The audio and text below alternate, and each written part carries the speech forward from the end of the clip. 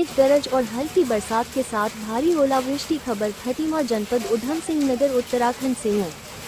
तेज गरज और हल्की बरसात के साथ भारी ओलावृष्टि हुई। आपको बता दें कि विधानसभा खटीमा में 21 मई 2025 दिन बुधवार को प्रातः 5 बजे तेज गरज के साथ भारी ओलावृष्टि हुई, जिसमें बरसात रिमझिम होती रही। इस ओलावृष्टि से मौसम की गर्माहट से खटीमा के आम जनता को गर्मी से राहत मिलेगी।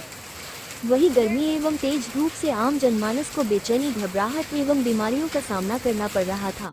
वहीं अब इस ओलावृष्टि से आम जनमानस को मौसम में बदलाव एवं गर्मी से राहत मिलने के आसार हैं।